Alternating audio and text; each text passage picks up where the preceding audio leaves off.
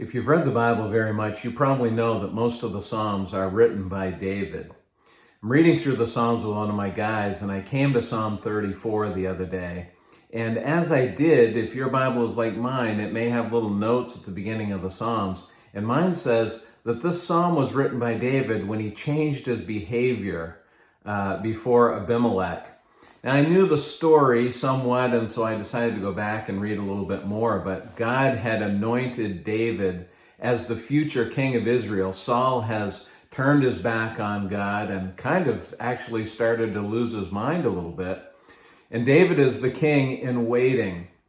But in the meantime, his life is in danger, and he fears that Saul will take his life before he can become king. So David decides to take matters into his own hand. He grabs the sword of Goliath, the giant whom he had recently killed. He straps that on, and he takes off to try and save his life.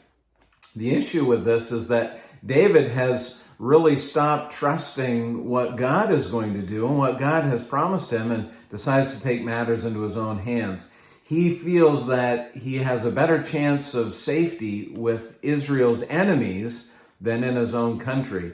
He goes to the Philistines, and as he starts strolling down through the street, strangely with Goliath's sword strapped on him, it hasn't been that long since he's killed Goliath, everybody starts to recognize him. Hey, isn't that the guy that killed Goliath? So David starts to panic. What am I going to do?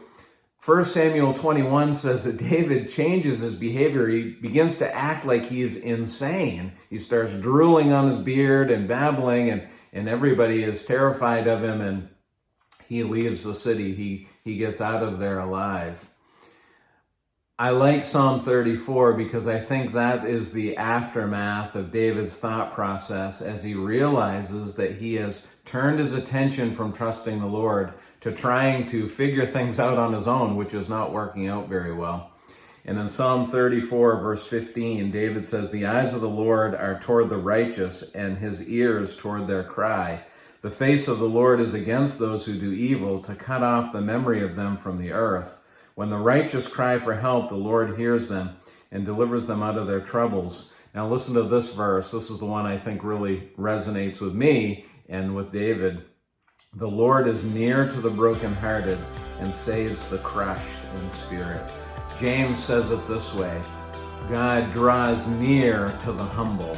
He resists the proud and draws near to the humble.